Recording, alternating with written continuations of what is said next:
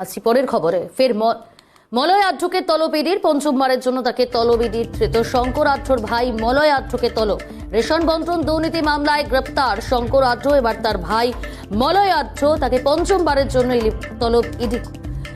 তলব করেছে ইডি। আপনাদের জানিয়ে রাখবো, শঙ্কর আঢ্যর ভাই মলয় আঢ্যকে তলব ইডি, এই নিয়ে পঞ্চমবারের জন্য তাকে তলব করা হলো।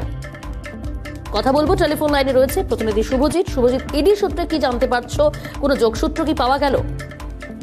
দেখো প্রিয়াঙ্কা, তোমাকে জানিয়ে রাখি যে রেশন বন্টন দুর্নীতি মামলায় ইতিমধ্যে শঙ্কর আঢ্যকে গ্রেপ্তার করা হয়েছে এবং শঙ্কর আঢ্য গ্রেপ্তার হওয়ার পর থেকে শঙ্কর আঢ্যের পরিবারের যারা সদস্যরা রয়েছে তাদের নাম এই রেশন বন্টন দুর্নীতি মামলায় একেবারে সামনের সারিতে এসে পৌঁছয়।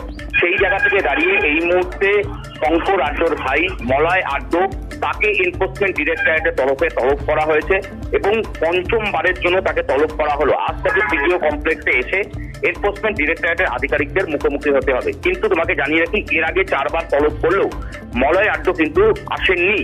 আজ তিনি আসবেন কিনা এটা নিয়েও যেরকম অনিশ্চয়তা রয়েছে। অন্যদিকে এনফোর্সমেন্ট ডিরেক্টরেটের আধিকারিকরা তারা মনে করছেন যে শঙ্কর আঢ্যর যে ফরেক্স কোম্পানিগুলি রয়েছে সেই ফরেক্স কোম্পানিগুলিতে একদিকে যেরকম শঙ্কর আঢ্য তিনি নিজে এই ফরেক্স কোম্পানিগুলি চালাতেন এবং মানি লন্ডারিং এর সঙ্গে যুক্ত রয়েছে, একই সঙ্গে কিন্তু মলয় আঢ্য তিনিও ওই কোম্পানিগুলির ডিরেক্টর পদে রয়েছেন।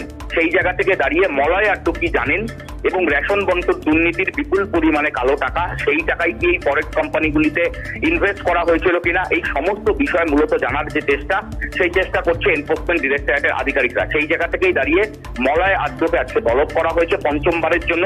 তিনি আদৌ আসেন কিনা একদিকে যেরকম এই বিষয়টি দেখার রয়েছে, অন্যদিকে এই রেশন বন্টন দুর্নীতি যে বিপুল পরিমাণে কালো টাকা বিভিন্ন কোম্পানিতে ইনভেস্ট করা হয়েছে, ঠিক সেভাবেই মলয় আঢ্যর যে কোম্পানিগুলি রয়েছে সেই কোম্পানিতেও কি এই টাকা ইনভেস্ট করা হয়েছিল, এই গোটা বিষয়টিও কিন্তু এই মুহূর্তে তদন্ত করে দেখছে তদন্তকারী আধিকারিকরা। প্রিয়াঙ্কা, ধন্যবাদ শুভজিৎ। কথা বলছিলাম প্রতিনিধি শুভজিৎ দের সঙ্গে।